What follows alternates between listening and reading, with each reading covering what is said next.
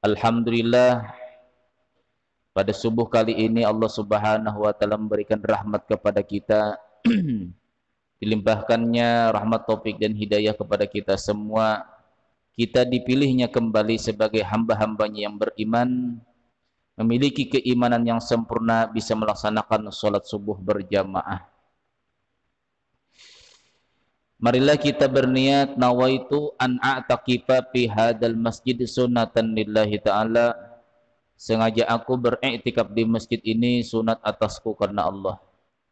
Salawat serta salam marilah kita baca dan kita sampaikan kepada junjungan kita Nabi besar Muhammad sallallahu alaihi wasallam beserta para keluarga, sahabat, zuriat dan pengikut beliau hingga akhir nanti.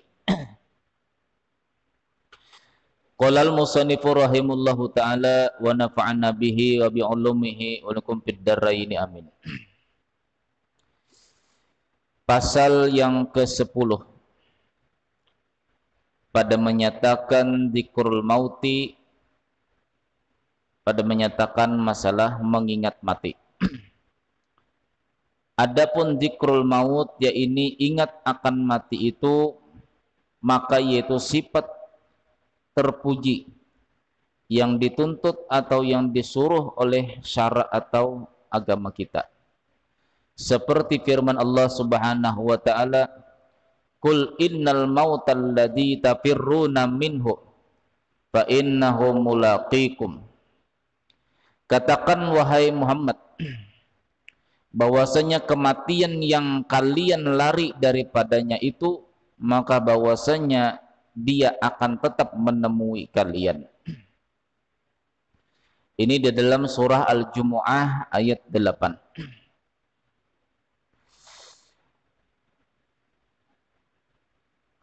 Lalu Nabi SAW telah menjelaskan perumpamaan orang-orang yang takut dengan kematian. Masalul ladzi yafirru minal mauti kamatsali sa'labi tatlubuhul ardu. Perumpamaan orang yang lari daripada kematian. Bila sakit, pokoknya berharap supaya sembuh. Sangat-sangat berharap. Aku takut mati ya. Kita harus berusaha supaya sembuh. Nah, orang-orang yang takut mati itu, kata Rasulullah, itu sama perumpamaan serigala yang dicari-cari oleh bumi.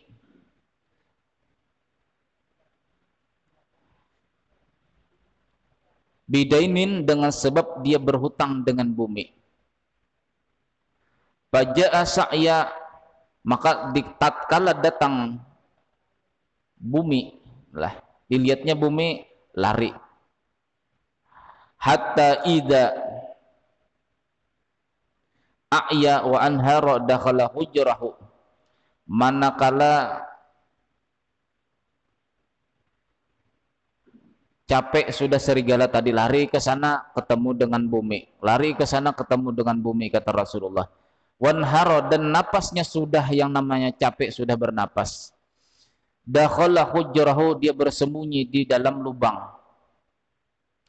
Faqalat lahul ardu, kemudian bumi ini bertanya kepada serigala tadi, ya sa'lab daini, wahai serigala, mana hutangku, mana hutang yang kamu hutang kepadaku.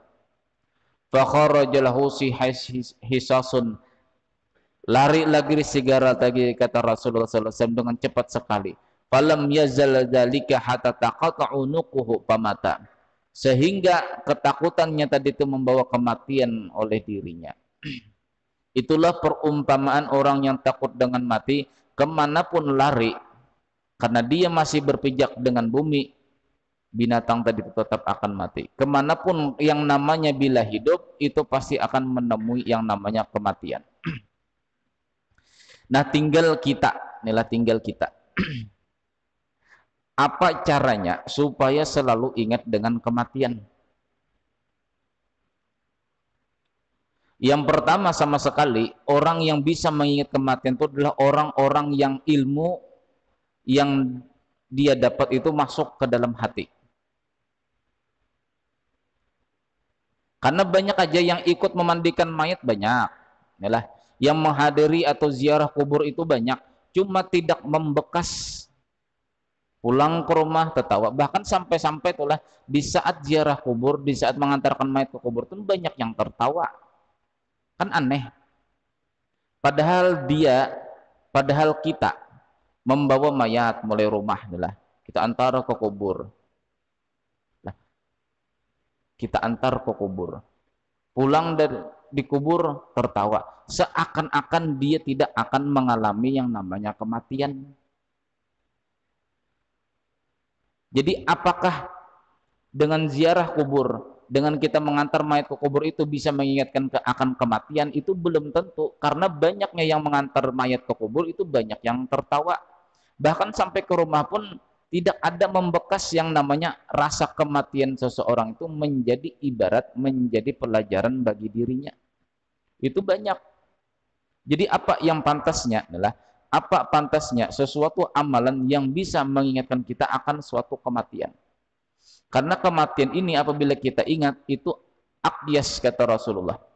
Orang yang paling kuat, orang yang berakal itu adalah orang-orang yang selalu mengingat dengan kematian.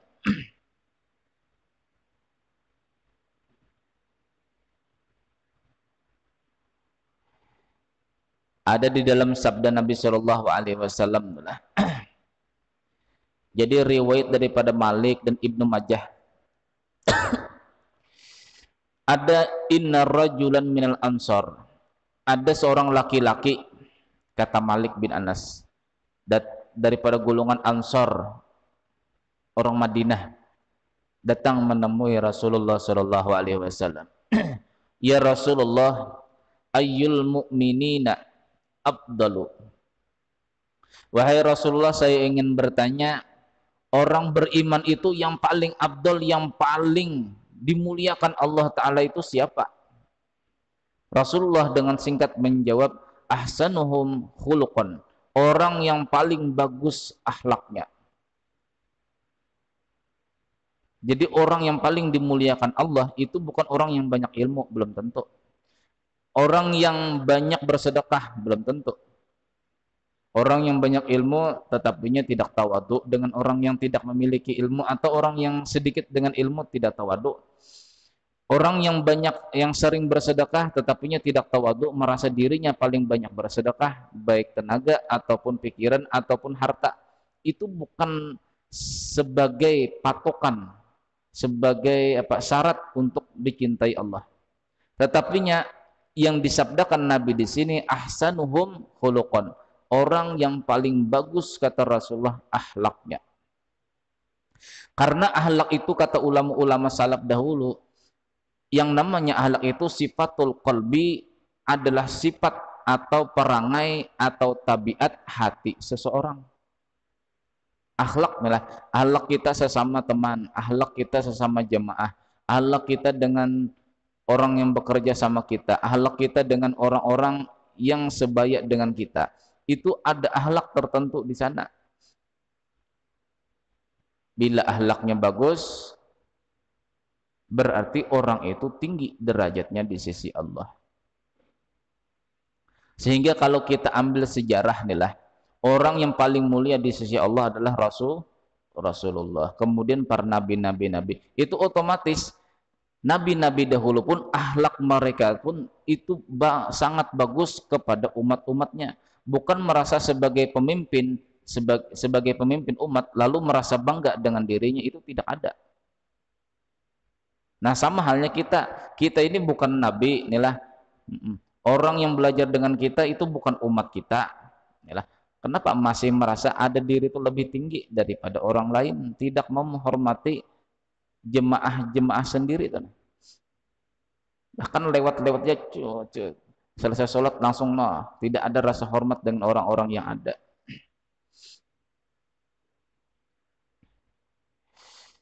Itu yang pertama yang ditanyakan oleh orang Madinah kepada Rasulullah. Orang yang paling abdol, orang yang banyak anugerahnya diberikan Allah Ta'ala ke dalam dirinya adalah orang yang paling bagus akhlaknya. Karena akhlak itu sifat hati.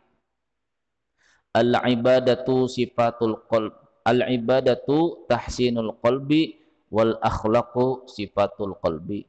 Ibadah zahir. Ibadah zahir nih yang kita kerjakan berzikiran, wirid-wiritan, salat 5 waktu, salat sunat. Itu tujuannya cuma satu, tahsinul qalbi, memperbaiki hati. Tujuannya cuma satu. Jadi bukan dengan adanya ibadah zahir yang kita kerjakan tuh supaya kita ini diangkat Allah Ta'ala di sisi manusia. Bukan itu. Apa gunanya kita diangkat di hadapan manusia, ternyata hati kita masih rusak. Menjauhlah manusia, akan menjauh. Jadi inilah, orang itu hormat dengan kita, itu bukan dengan sebab keilmuan kita. Itu disebabkan karena hati kita dibersihkan Allah Ta'ala, lalu manusia itu memandang kepada akhlak kita. Ya banyak aja apalah, banyak aja. Contoh-contoh pelajaran orang-orang yang banyak ilmu tetapinya banyak kesombongannya, itu tidak akan didekati manusia. Bahkan manusia pun tidak akan hormat. Jadi kalau ilmu yang menjadi patokan kita dihormati orang, sifat sedekah atau kedermawanan kita yang menjadi patokan atau sandaran kita minta dihormati orang, itu bukan. Ternyata Allah Ta'ala itu memandang, kata Rasulullah SAW, memandang kepada daripada sifat hati kita, yaitu akhlak kita. Jadi al-ibadatu tahsinul qalbi, ibadah itu membersihkan daripada hati, membaguskan akan hati. Wal akhlaqu sifatu qalbi, sedangkan akhlak itu adalah sifat hati. Kesimpulannya, ibadah itu, ibadah yang diterima itu di sisi Allah adalah yang membuat seseorang itu akhlaknya semakin bagus. Itu untuk penilaian diri kita. Aku ini akhlak baguskah tidakkah? Bila masih belum bagus, berarti ibadah zahirku ini belum diterima Allah.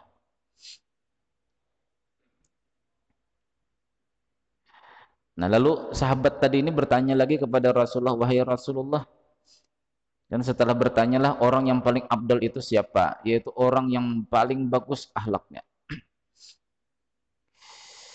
Ayyul mu'minuna aqyas.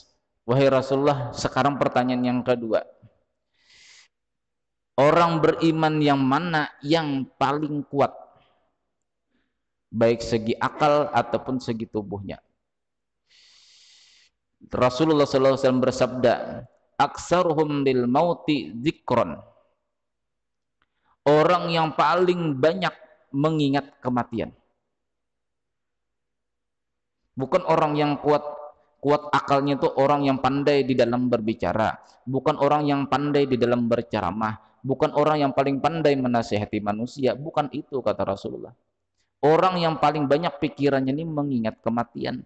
Kenapa dikatakan orang yang cerdas? Karena kematian itu pasti di hadapan kita.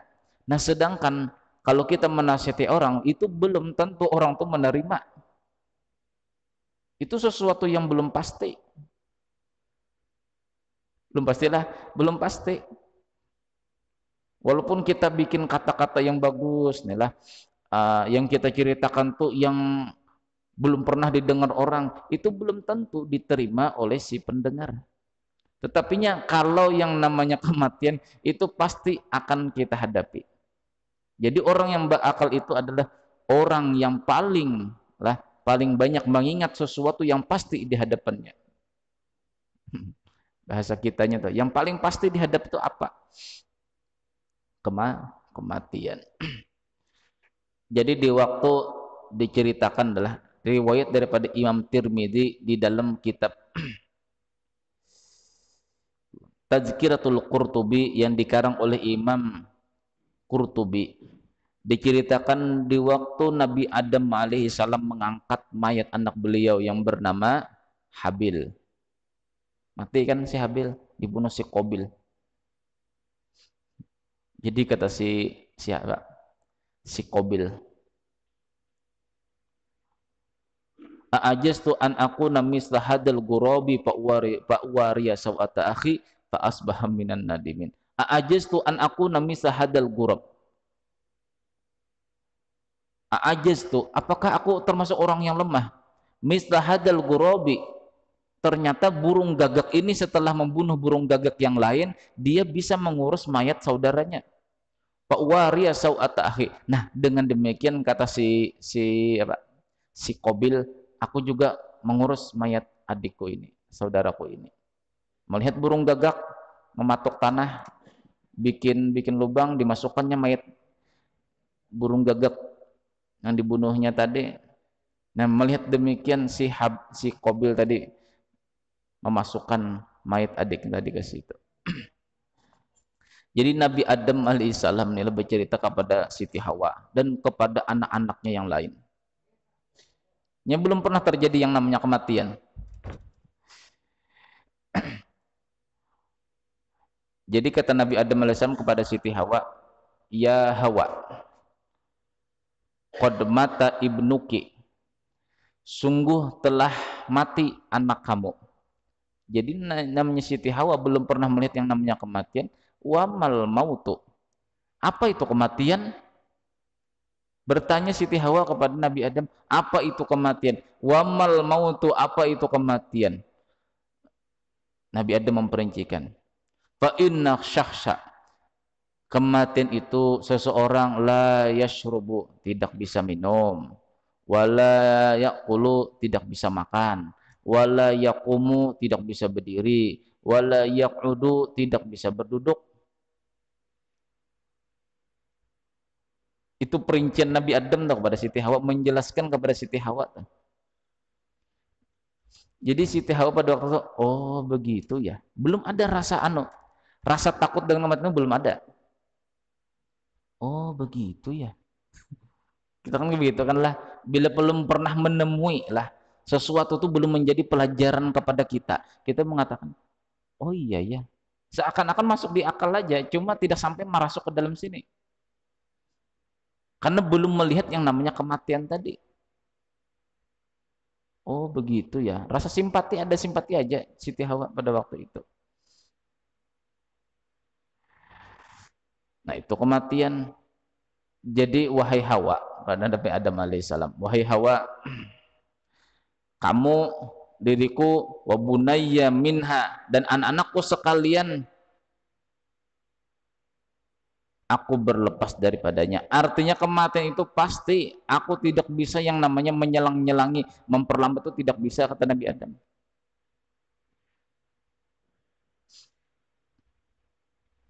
Nah lalu kita kembali lagi lah ceritanya tadi. Jadi kalau kematian itu bisa mengingatkan kita akan kematian kita. Kematian seseorang apakah bisa mengingatkan kita dengan kematian kita? Belum pasti. Apakah dengan sebab kita ziarah kubur, mengantar mayat, memandikan mayat, mengapani mayat, itu bisa mengingatkan kita dengan kematian diri kita? Karena kematian kita itu pasti. Sehingga kalau kita memikirkan kematian kita, itu yang dikatakan Rasulullah SAW tadi adalah orang yang paling kuat, baik segi akalnya ataupun segi tubuhnya. Ini banyak yang lalai dengan kematiannya. Makanya di dalam sabda Nabi SAW lah, di waktu seseorang ziarah mengantar mayat ke kubur, di waktu hendak pulang, kata Rasulullah, ini Rasulullah bercerita, malaikat itu mengambil segumpal tanah di kuburan, lalu dilemparkannya kepada mata-mata orang yang hendak pulang daripada kubur. Tujuannya apa? Supaya orang itu lupa, tidak bisa mengambil ibarat dengan yang mati tadi. Jadi orang yang banyak tertawa di kubur, inilah yang tidak mengambil pelajaran dengan kematian saudaranya yang baru saja dimasukkan ke dalam kubur, itu kata Rasulullah SAW, mereka itulah yang mendapatkan apa tadi, hamburan tanah daripada malaikat. Tapi kita ini tidak melihat malaikat tadi itu melempar tanah ke muka kita. Jadi siapa yang kena pada waktu itu, kata Rasulullah, dia akan langsung lupa dia akan langsung, dia tidak akan berpikir lagi dengan mayat yang baru saja dimasukkannya ke liang lahat. Siapa yang kena? Kita tidak tahu malaikat tadi telah mau melempar tanah ke muka itu, tidak tahu apakah sebelah kiri sini kah, apa sebelah kanan, kita tidak tahu. Pokoknya siapa yang kena pada waktu itu, kata Rasulullah Shallallahu Alaihi Wasallam, maka orang tadi itu akan lupa langsung dengan pelajaran kematian saudaranya yang baru dimasukkannya ke liang lahat. Makanya kita jangan bingung orang yang ke kubur tuh sambil tertawa, sambil main HP. Kan aneh. Yang mengantar ini keluarganya, saudaranya itulah di waktu mayat dimasukkan ke kubur, di videonya aja. Lindung, lindung, lindung. Nggak kelihatan. Orang pikiran cerdas itu, aku begini, nantilah adakah sudah siap amalku? Kalau mendemo dokumentasikan bahasa Allah untuk menjadi rekaman itu tidak apa-apa. Ini kan lindung, lindung, lindung, lindung. Kamu ke situ, nah. Nggak lihat nih aku merekam nih. Nggak ada muka sedih itu, nggak ada. Ini berarti orang yang kena lempar tanah oleh malaikat. Padahal saudaranya, padahal keluarga dekatnya, padahal ini orang yang baru memasukkan juga. Silahkan merekam diri, tidak masalah. Tapi tidak ada muka sedih, tidak ada menjadi pikiran yang direkam tadi. Kalau dibawa pulang video tadi, ya Allah, saya seperti ini juga nanti, ya Allah. Ada kepikiran? Ini belum lagi dipasang di Facebook, Pak. Belum lagi dipasangnya di medsos, belum lagi. Mohon doanya ya. Amin, amin, amin. Ya. Memangnya berdoa di Facebook kah? Berdoa atau kok kubur? Maka kalimat amin aja, nang tulisan Allahumma firlahu wa'afihi wa'afu anhu wa akrim nuzulahu wa wasi madakhalahu tidak ditulis di komentar tuh. Amin-aminnya aja.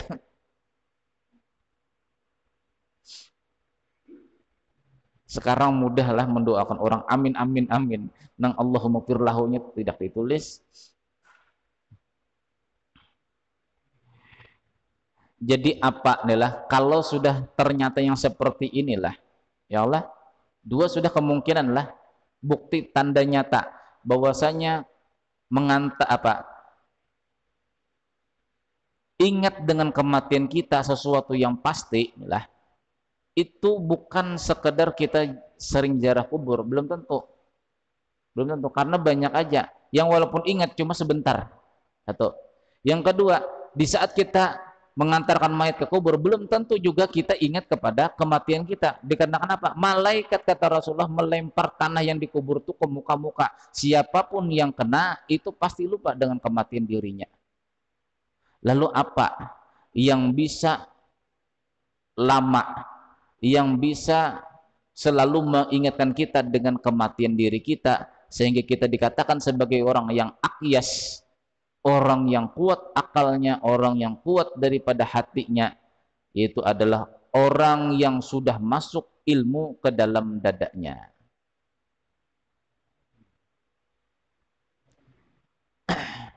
Apa dalilnya di dalam Quran? Nah, jadi ini dalilnya kita ambil di dalam Al-Quran dan hadis Rasulullah Shallallahu Alaihi Wasallam. Di dalam Al-Quran tersendirilah Allah Subhanahu wa Ta'ala berfirman, "Fama yuridillahu ayyahdiyahu yashrah sadrahu lil Islam." Siapa jua pun yang dikehendaki Allah Ta'ala mendapatkan hidayah. Tanda orang dapat hidayah ini kata Rasul di dalam Al-Quran, tanda orang itu dapat hidayah Allah, yashrah sadrahu lil Islam, Allah Ta'ala akan melapangkan dadanya, dibuka selebar-lebarnya. Artinya yang asal mulanya sempit lah, isinya sedikit, dibuka Allah Ta'ala luas-luas. Oh, aku kosong, aku merasa kurang, Ibaratnya balon tuh lah, balon. Balon tuh di waktu kecil diisi dengan air sedikit nih lah. Itu merasa penuh balon tadi. Tapi apabila sudah kita tiup, kita buka lebar-lebarnya, lalu si balon tadi merasa, sedikitnya isi kok. Nah itu ibaratnya. Orang yang dikehendaki Allah Ta'ala dapat hidayah Allah adalah orang yang dadanya dibuka selebar-lebarnya oleh Allah lil Islam, untuk memaham agama Islam. Dikiranya inilah agama Islam tuh sholat 5 waktu, puasa bulan Ramadan, berzakat, berhaji, yang pertama sama sekali 2 kalimat syahadat. Dikiranya Islam sampai di situ aja. Buktinya di mana? Habis sholat 5 waktu, sudah tahu ada meja seperti ini, nah kitabnya ada, sudah langsung lari. Kan aneh. Sudah tahu menuntut ilmu agama wajib, sudah tahu. Pokoknya bila ada majelis taklim, ada pengajian di masjid, di mana kalah. Sudah siap, sudah melihat, sudah terpampang tulisan itu lah, jadwal majelis taklim, sudah membaca, orang tadi sudah membaca. Sudah membaca. Mejanya sudah siap, wiritan dipendekkan, artinya akan ada majelis taklim. Habis selesai baca doa, langsung cepat keluar daripada masjid. Kan aneh. Padahal menuntut ilmu agama itu hukumnya wajib. Bila sesuatu yang wajib tidak dikerjakan, itu berdosalah berdosa. Jadi kesimpulannya, orang yang melarikan diri daripada majelis taklim itu termasuk orang yang berdosa. Melarikan diri. Seakan-akan takut nih lah, seakan-akan takut. Dinasihat itu seakan-akan takut, kan aneh. Aneh, Pak. Kalau takut dengan kematian wajar, karena kematian itu sakit. Ini jelas-jelas dikasih minum, inilah Pak Jilah, dikasih kue, sudah. Iya lari juga dari masjid, kan aneh. Kita tuh mau dikasih enak tuh lah. Yang pertama, kewajiban tertunaikan dulu, kalau segi syariat tertunaikan. Yang kedua, dapat pahala 60 tahun beribadah. Majlisul ilmi khairum min ibati sitina sanah, kata Rasulullah. Majelis ilmu itu lebih baik daripada kamu beribadah 60 tahun. Kewajiban tertunaikan. Pahala ibadah 60 tahun, ya sudah. Dapat minuman, makanan, iya lari juga. Kan aneh coba kita. Kalau orang yang berakal secara sempurna, kan aneh aku ini ya. Kok lari daripada kewajiban, dapat tabungan akhirat ada juga, dapat makanan minuman kenyang perutku, kenapa aku lari? Nah, makanya orang yang kuat akalnya itu pasti selalu berpikir, inilah berpikir. Sudah dahulunya aku sudah tidak bisa mengaji, majelis ilmu dahulu tidak pernah terbuka secara lebar dahulunya, karena transportasi lah macam-macam dahulu. Sekarang sudah dibukakan lebar oleh Allah, oleh pemerintah. Ia masih sulit juga kalau majelis taklim, aneh. Dahulu tidak ada payung, orang berhujan basah-basah dengan daun pisang. Sekarang sudah ada payung, sudah ada mobil, sudah ada. Ia sulit juga membawa hati ini lah.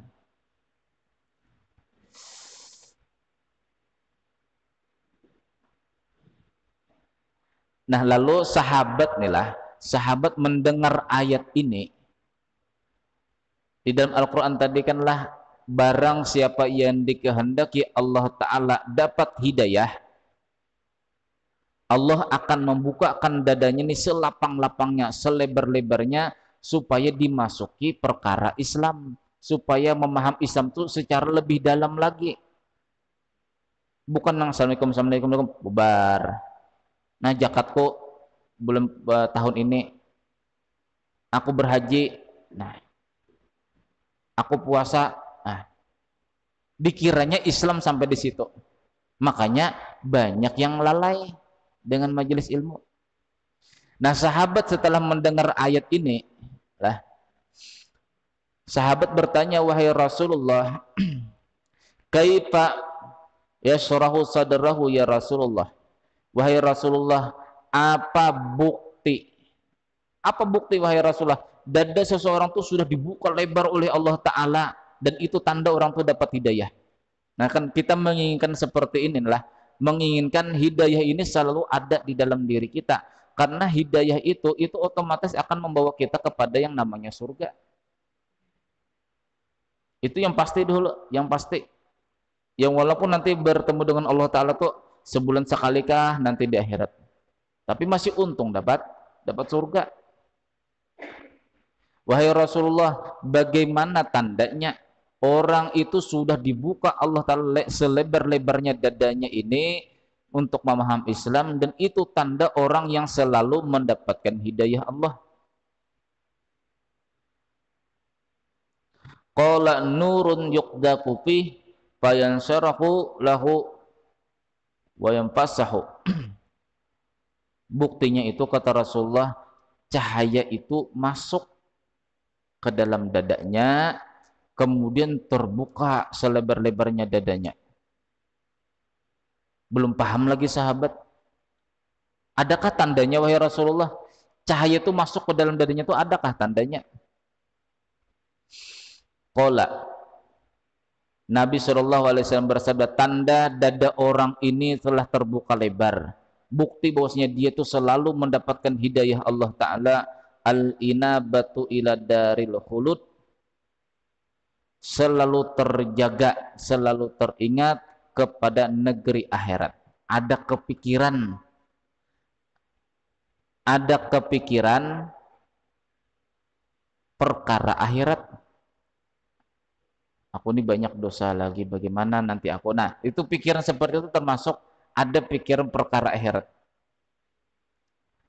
Yang kedua, tanda ilmu itu masuk ke dalam dada seseorang, artinya bukan masuk telinga kanan keluar telinga kiri saja.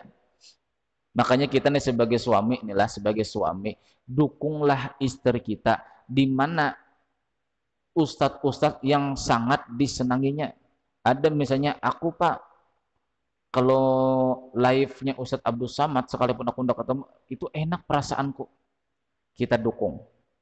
Karena ilmu itu cepat masuk itu di saat kita senang dengan seorang si Ustadz tadi. Apa gunanya orang Ustadz itu terkenal, tapi kita tidak senang? Tidak akan masuk telinga kanan, keluar telinga kiri. Ya tidak mesti inilah terkenal itu membuat semua orang itu senang dengan diri kita. Buktinya Rasulullah SAW, seluruh alam itu kenal dengan Rasulullah. Banyak aja orang Yahudi, orang Nasrani tidak mau masuk Islam. Itu orang yang terkenal seluruh alam. Apalagi kita cuma sekadar belum terkenal se-Indonesia, belum terkenal se-Balikpapan, lalu mau ceramah kita ini didengar oleh masyarakat Balikpapan, itu tidak bisa. Jangan mengharapkan sesuatu yang mustahil. Kita nih mau dipilih orang lah, tapi belum terkenal, bisa lah, belum tentu lagi.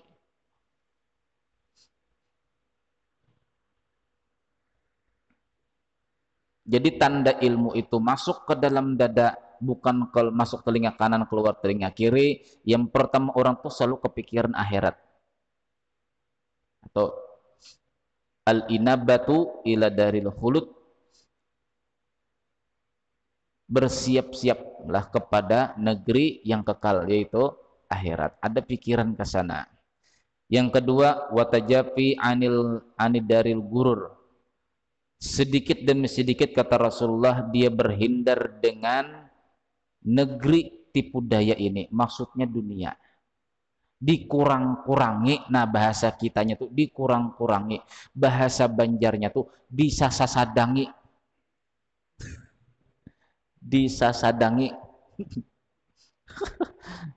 Itu bahasa terkenalnya tuh lah, disasadangi.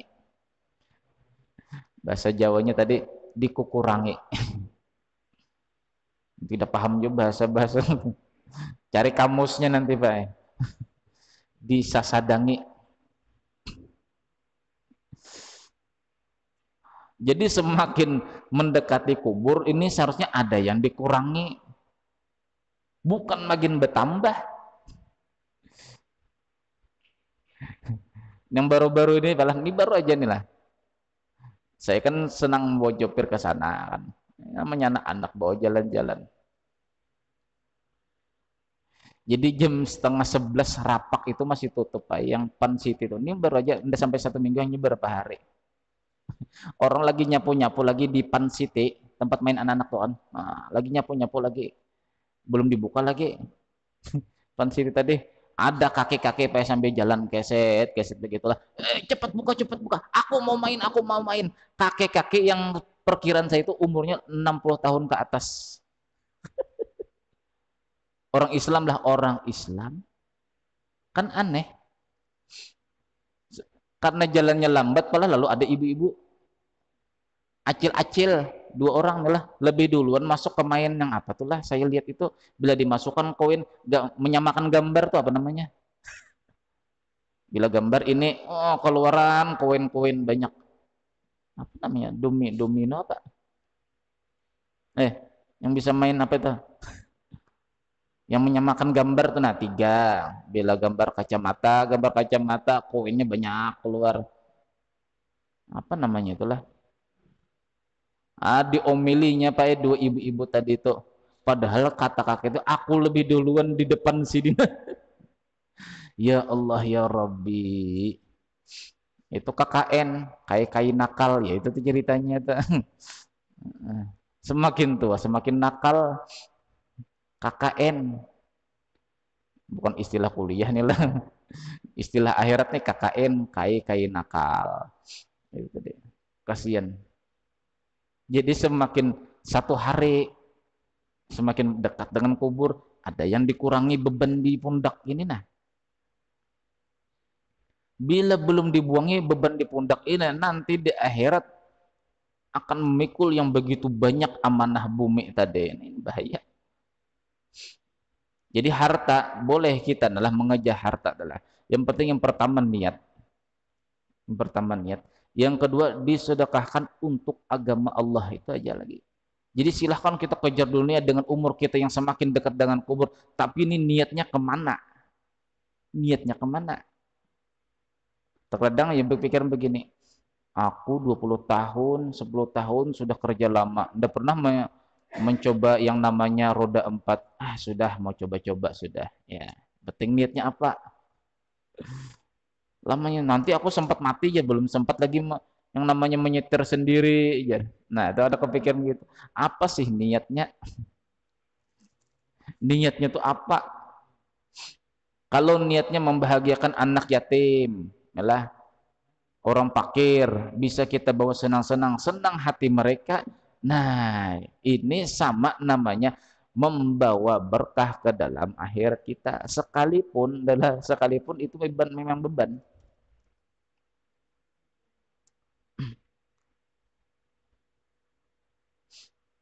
Jadi rasa sedih ada juga, apalagi melihat kakek-kakek itu, rasa ketawa ada juga. Jadi campur aduk di sini hati melihat.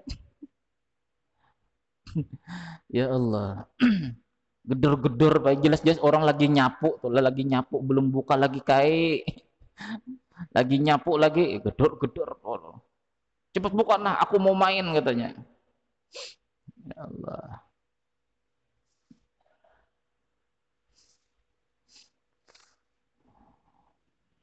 Jadi harta yang kita cari inilah, yang kita tambah setiap hari inilah, sedangkan kematian menghadapi kita. Yang penting niatnya. Yang penting niatnya. Iman tuh 2 aja Pak. Lah. Ibadah itu cuma 2 yang paling abdul di sisi Allah. Khaslatani la abdalu minhuma. Mungkin hadis ini berapa kali, cuma kita saling mengingat-ingatkan lah supaya selalu ingat. Khaslatani la abdalu minhuma. 2 perkara kata Rasulullah yang tidak ada yang lebih abdul daripada keduanya. Yang pertama al-imanu billah. Yang pertama beriman atau percaya kepada Allah. Baik segi apa pun percaya dengan Allah. Terkadang kita percaya misalnya adalah percaya perkara kebaikan, bila banyak rezeki ingat dengan Allah. Di saat perkara bala kita mengadu kepada makhluk. Nah, itu namanya setengah percaya. dikira orang arti percaya kepada Allah Ta'ala tuh Allah Ta'ala Tuhanku habis sampai di situ. Bukan di situ. Kita harus tahu yang namanya sifat-sifat Allah itu di mana saja. Sampai takdir, qada dan qadarnya tuh di mana. Takdir baik, takdir buruk datang dari Allah. Berarti kalau datang dari Allah, datang daripada Tuhanku, aku ridho aja sudah. Nah itu namanya beriman. Terkadang ya artinya iman kemarin tuh Allah haraf apa dari malam kemarin adalah beriman di tepi saja. Fa in asabahu khairun itma'an nabi. Di saat dia menerima yang namanya kebaikan itma'an nabi, dia merasa tenang. Tapi bila menerima sesuatu yang tidak bagus, inqalaba ala wajih, berpaling.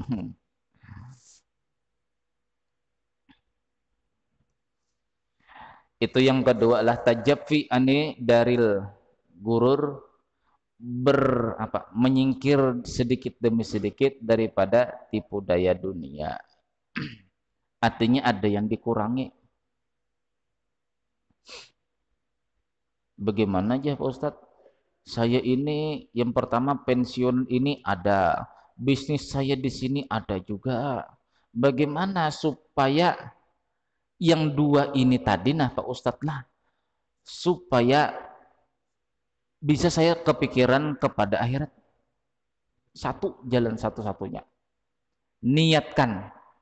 Kalau yang pertama tadi kata Rasulullah, dua perkara yang tidak ada lebih abdul daripada keduanya. Yang pertama beriman kepada Allah, yang kedua ini nah, naf'ul muslimin, memberikan manfaat kepada orang Islam. Itu aja. Kalau kita mengejar dunia, niatkan. Mudah-mudahan nanti ada untuk manfaat orang Islam. Mudah-mudahan ada manfaatnya untuk orang Islam. Banyak aja manfaat orang Islam. Tuh rumah tahfiz ada. Yang jelas-jelas anak-anaknya menghafal Quran semua di sana. Di dalam kitab Sulamut Topik, di saat saya belajar kitab Sulamut Topik inilah, termasuk fardu kifayah, yaitu jarak qasar atau 89 km itu wajib satu orang hafal Quran. Jadi jarak 89 km itu harus ada satu orang yang hafal Quran. Bila tidak ada, berdosa mulai 0 km sampai 89 km. Itu termasuk fardu kifayah.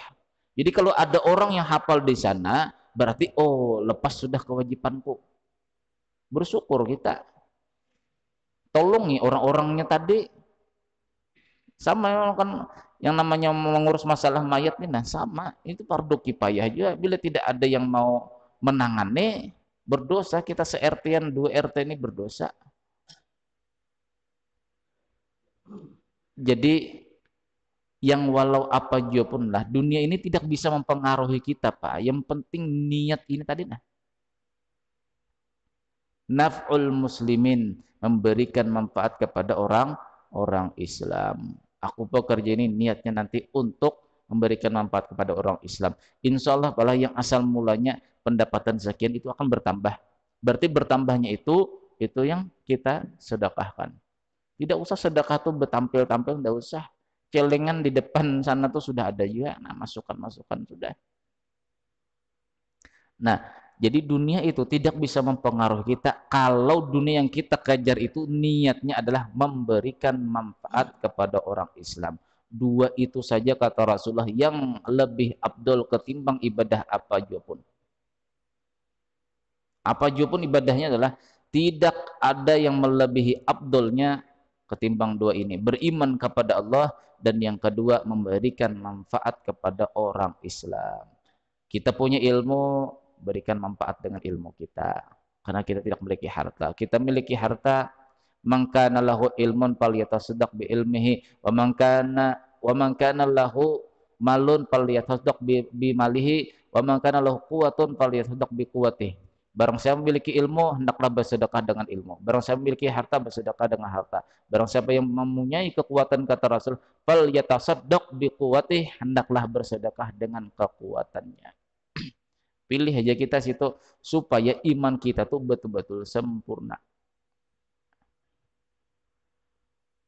Itu penyempurna iman. Jadi dunia yang kita kejar, yang sekarang ini kita kejar, yang kita tambah lagi apa jaringan-jaringan bisnis kita, itu bisa membuat iman kita semakin tinggi di sisi Allah asalkan niatnya memberikan manfaat kepada orang Islam. Tinggal guru-guru kita aja lagi, inilah ini orang ini bakhilnya luar biasa, dipaksa untuk dimintai duit supaya apa? Supaya dia ini merasakan yang namanya manisnya iman. Terkadang ada seorang guru tuh memaksa meminta duit kepada muridnya karena muridnya ini ada sifat bakhil lagi di sini, sifat kikir, dipaksa gurunya minta duit. Duitnya tadi disedekahkan oleh si ustaz tadi ke sini yang lebih bermanfaat. Itu pulang ke rumah Pak tidak ada pikiran lah kalau itu betul-betul guru mursyid, guru murabbi mursyid, guru yang betul-betul membimbing rohani seseorang. Bila dia memaksa kepada seorang murid minta duit, ya, dipaksanya. Si guru ini sudah tahu dan dia sudah melihat tak, sudah melihat dikasihkannya kepada yang paling bermanfaat, yang paling membutuhkan. Itu murid tadi insya Allah pulang ke rumah tidak kepikiran rasa benci dengan gurunya, tidak ada. Bahkan berterima kasih. Nah itu tanda guru mursyid. Ini bisa membimbing hati rohani, bukan kebencian, tetapi menambah pemikiran kepada akhirat itu guru mursyid. Cuma sulit di akhir zaman kita mencari seperti itu, sulit.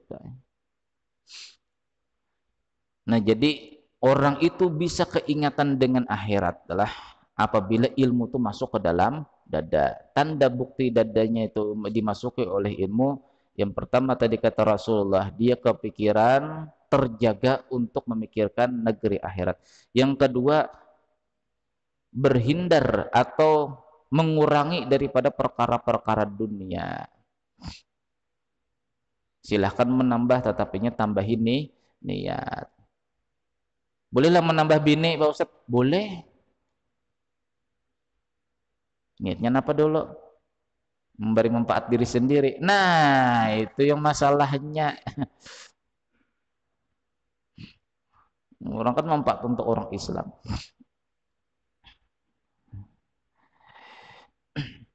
Apa tadi?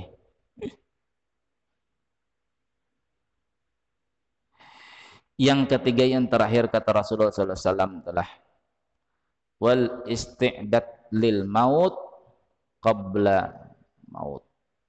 Mempersiapkan untuk kematian sebelum datangnya kematian. Itu tanda ilmu itu betul-betul masuk ke dalam dada kata Rasulullah. Orang tuh selalu kepikiran Pak untuk akhiratnya tuh.